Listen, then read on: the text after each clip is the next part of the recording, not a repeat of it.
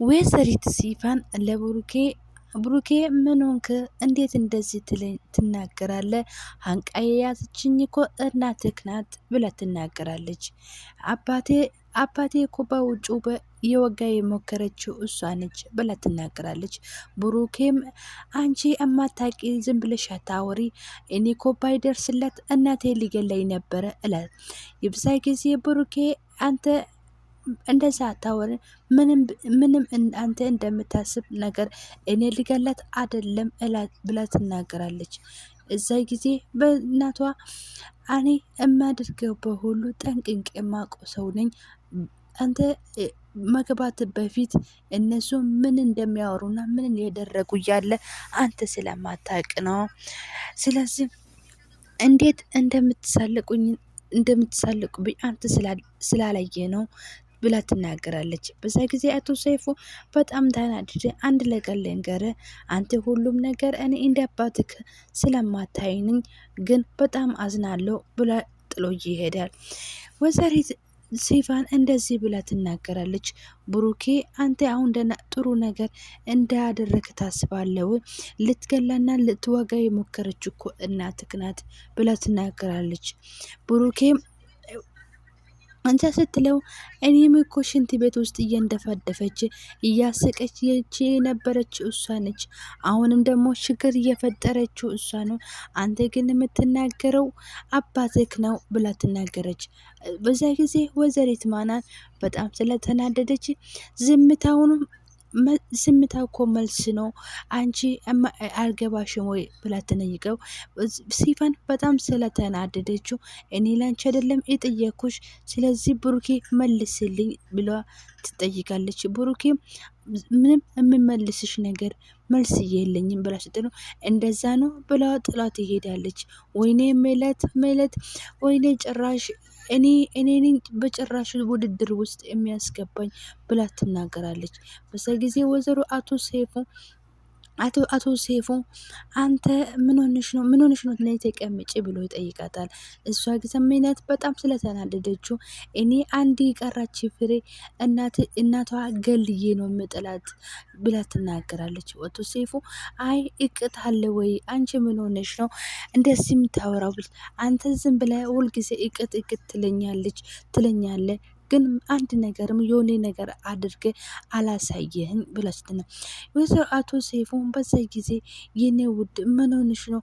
ሁሉም ነገር እኮ እኔም እያደረኩ እያለው ላንቺ ስል ነው፣ ለምን ላንቺ አይገባሽም ብሎ ይናገራታል። እንደሱ እስቲ አሳየኝ አንተ እነሱ ገለ ለኔ የሆነ ነገር እንደምታደርግልኝ ንገርኝ፣ አሳየኝ ብለስ አቶ ሴፉ አየሽ አንቺ እኮ እንደዚህ ስትናደድጅና ስትጮይ እንዴት አባትሽ እንደምታመሪ የአንቺ ከፈሮችሽ ሁሉ እየተንቀጣቀጠ የኔ ውድ እለታል። በዛ ጊዜ ሰራተኛው እነሱ ሲሳሳሙ ስትል ደንግጣ መጠረጋሁን ትጥላለች። በዛ ጊዜ ወይዘሪት መነን በጣም ስለደነገጠችው ምንድነው ስሜታችን አቋረጥችው፣ አንቺ ምንድነው የምሰሪ ብላ ትናገራለች። አቶ ሌጎ ምንድነች እሷ ብላ ስትጠይቀው ይቺ አጁዛ ሰራተኛ ናት ብላ ትናገራለች። በዛ ጊዜ አቶ ሰይፉ በጣም ስለተናደደ እንዴት እንደዚህ ትላለሽ? አሁን ሂጂና ቶሎ በይና አፉ ዝጊ ብላ እሺ ብላ ሲፈንስ ወደ ሰራተኛ ትሄዳለች። አንቺ ሰራተኛው ኪሽን ውስጥ ቆማ አምላኪ ሆይ ምንድነው? ምን አይነት ቤት ነው ያስገባኝ? ምንድነው የተፈጠረ? እቺ የሌጉ ምስት አይደለችም ወይ? ቅድም እንደዛ አይደለም እያለችኝ፣ አሁን ግን ምን ተፈጥሮ ነው? እንዴት እሱም እኮ አባቴ ቤት ነው አለ፣ እሷ ደግሞ ምስቴ ነው ያለች አለኝ። ስለዚህ እንዴት ነው ምን እየደረገ ያለ ነው? አንፈጣሪ ወይ እኔ በጣም ግራ ገባኝ እያለች ብቻው ስታወራ ነበረ። በዛ ጊዜ እሷን በጣም ምንድን ነው የተደረገ ነገር? እኔ ግራ እየገባኝ ነው። አምላኬ ወይ በሰላም ከዚህ ቤት እንዳስገባኝ፣ በሰላም እዚህ ቤት አውጣኝ እያለች ጸሎት ስታደርግ ነበረ። ወይዘሪት ሲፋን መታ አንቺ ምንድነው እመቤትዬ ምን ልስጥሽ ብላ ትጠይቃለች። እመቤቷን ሳሮን ምናየሽ ብላ ትጠይቃለች። ሰራተኛውም አይ እኔ ምንም አላየሁት ብላ ስትመልሰው ወይዘሪት መነን በጣም ስለተናደደችው በደንብ ነው አየሽው፣ አንቺ ያየሽው ነገር የሚወራንና የሚናገር ሰው፣ ስለዚህ ጸጥ ዝም ማለት ነው ያለብሽ ገባሽ ብላ ስትጠይቀው እሷም በጣም ስለደነገጠችው ግን ብላ ስትመ ምንም ግን የለም ዝም በይን ተባልሽው ዝም ብለሽ ተቀመጪ። ታዲያ ይሄ ወሬ ከአንድ ሰው ብሰማ ጭራሽ ነው የማታውቂ ሴት ነው የሚያስታወቅሽ ብላ ስትል ሰራተኛውን በጣም ስለተናገጠችው ይሄ ነገር ምንድን ነው ይሄን ያህል የሚያስፈራራ ብላ ስትጠይቀው አንቺ የምልሽን ነገር ብቻ ነው የምሰቢ፣ እኔ አድርጊ ሁኚ የምልሽ ብቻ ነው የምታደርጊ፣ እዚህ ወደዛ የምትፈላሰሲ አልፈልግም።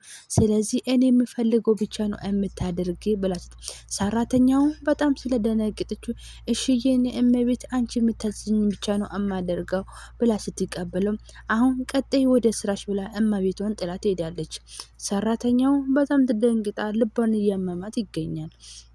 በዛ ጊዜ ወይዘሪት ሽንኩርቴ እንደዚህ ብላ ነገረችው። ልጄ ወይ አሁን አመንከኝ ብለ ስናገረው ልጁም አባቴ እናቴ ይቅርታ እኔ አንቺ ማመን አለብኝ ነበረ አባትህ እንደዚህ ያደርጋል ብዬ አንቺ ለመገደል ያስባል ብዬ አንድ ቀንም አስቤ አላቅም። ግን ደግሞ አሁን ያየሁት ከራሴ በላይ እንደሆነብኝ የተረዳሁት ብሎ ይናገራታል። እናቷ እኔ እንደዛ አይደለም ያልኩ ልጄ፣ እሷ አንተ ላይ ነው እየማገጠችን ያለችው። ስለዚህ አይንህ እንደምትገልጽልኝ የምፈልገው ብላ ስትናገራለች። እሱም እናቴ ምንድን ነው የምታወሪ? እየነገርሽኝ ያለሽ እኮ ምንም ሊገባልኝ አልቻለም። አንቺ እኔ ማወራሽ ሌላ፣ አንቺ የምታወሪኝ ሌላ ነገር ነው ብላ ስትናገረው በዛ ጊዜ እናቷ ልጄን እመነኝ፣ ተረዳኝ፣ አባትህ የገዛ ሚስት ላይ እየማገጠ ነው፣ ሁለቱም እየማገጡብክ ነው። አንተ የማታውቅ ነገር የለም፣ ግን አይንህን ግለጸው ብላ ስትናገረው ልጁም እናቴ ዝም በይ፣ ልጄ እባክህ ስምኝ፣ አንተ የማታውቀው ነገር ብዙ ነገር አለ። ስለዚህ አንድ ቀን እስቲ እውነቱን ሊገልጥ ይችላል።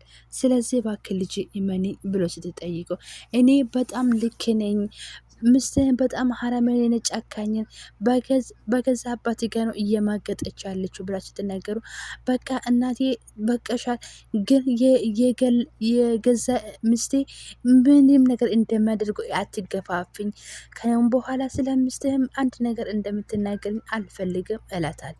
እሷም በጣም ደንግጣ አንድ ቀን ልገባለክ ይችላል ልጄ፣ ግን እኔ እውነቱን እምልህ ስለዚህ ተረዳልኝ፣ ግን አንድ ቀን ሁሉም ነገር ሲገባለት ትረዳለ ብላ ትናገራ። እሱም ጥሎ ወደ ክላሱ ይሄዳል። ክላሱ ሲሄደው አዴ መናኒ አስረዳሽ ብሎ ባለቤቱ ፍቅረኛው እጮኛው ይጠይቃል። እሷም አዎ አስጠንቅቃታለሁ፣ በደንብ አድርጌን ያስጠቅቀውት፣ እሷ ግን በደንብ የቤት ሰራተኛ አይደለችም፣ ስለዚህ በደንብ አድርጌን ያስጠነቅኳት ብሎ ስትናገረው አሁን እሱም እሺ ብሎ ከተቀበለ በኋላ እኔ አንድ ነገር ናፍቀኝ ገላሽ እኮ ማየት ብቻ ነው ሆነ፣ ለምንድን ነው ሰው ወደ ስራን አንገባ ብላ ይጠይቃታል። በዛ ጊዜ ወይዘሪት መናን እንደዛ አይደለም እኮ ምንንክ እዚህ ቤት እኮ ምንም ነገር ማድረግ አንችልም። ስለዚህ አንቺ በፊቱ ብቻ ሳይሆን አሁን እኮ አንድ አይነት ተጨመረብኝ። ስለዚህ ወይስ ካልሆነ ነገ ወደ አንተ ቢሮ እመጣለሁ ብላ ትጠይቀው። እሺ ወደ ቢሮ እጠብቅሻለሁ ብሎ ይጠይቃታል። አቶ ገመቹ ተነስቶ ወደ ኪችን ሲመጣ በሰራተኛው እንዴት አባቱ ነው የምታመረው ብቻ ብሎ ስደነግጥ እሷን ደንግጣ አንተ ውጣልኝ ከዚህ አይነ ውጥ እየሆንክ በደንብ ነው የማውቀው አንተ ባለጌና ቆሻሻ እየሆንክ ሳሎን ውስጥ ምን እየሰራክ ነው አየሁት ብላ ትጠይቃለች። እሱም ምን አየሽ ብሎ ሲጠይቀው አዎ አሁን ሳይጠራ ገመቹ ከዚህ ቤት ጥለ ከክሽን ውጣልኝ ብላ ታስፈራራለች። እኔ ከክሽን እወጣልሻለሁ፣ ግን ደግሞ ዛሬ እኔ የለመንኩሽ አንቺ ግን ለምንሽ መትሽ እጅ ላይ እንደምትወርቅኝ አምናለሁ ብሎ ይጠይቃታል። አንተ ወራዳ ከክላሴ ውጥልኝ ብላት ነው። በዛ ጊዜ እሱ እንደዚህ ብሎ ወደ ክላሱ ሲሄድ እሷም አባቴ ሆይ ምን አይነት ሰው ነው ይሄ የገዛው የልጁ ሚስቱ ላይ እንዴት እንደዚህ ያደርጋል እያለች ክሽን ውስጥ ቆመ እየጸጸተች ነበረ። ቢሆንም እንደዛ ሆኖ አዴ መናን ክላሷ የቤት እመቤት ክላሷ ሆና ገመቹ ወደ ክላሱ ሄደ። በዛ ጊዜ ውድ የኔ ውድ ብሎ ሲናገረው እኔም ነገር አልፈልግም፣ አሁን ቀጥበልና ከኔ ጋር መሆን የምትፈልገው አባትህ ሄደ ይቅርታ ጠይቆ ብላ ትናገራለች። በፍጹም እኔ ነገር አላደርግም፣ ከእናቴ የሚመጡልኝ በአይኔ የመጡልኝ፣ ስለዚህ እሱ በእናቴ እኮ ነው ይመጣልኝ ብሎ ይጠይቀታል። ቢሆንም እናትህ እኮ እኔም እሱ አባትህ ልትገላ የሞከረችው ሴት ናት፣ የእሷ ብቻ ነው የኛ እመም ለምን አይታይም?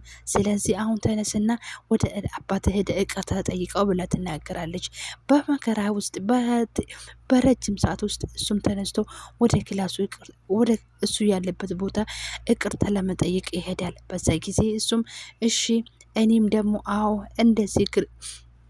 እንደዛ ነው የሚሻለው ብላ ስትናገረው እሱ ሲወጣ ምን አይነት ይሄ ሞኝ ጅል ነው እያለች እየሰደበች ትገኛለች። እሱም በመከራ እሺ ብሎ ወደ ሳሎን የእንጀራ አባት መጠየቅ ይሄዳል።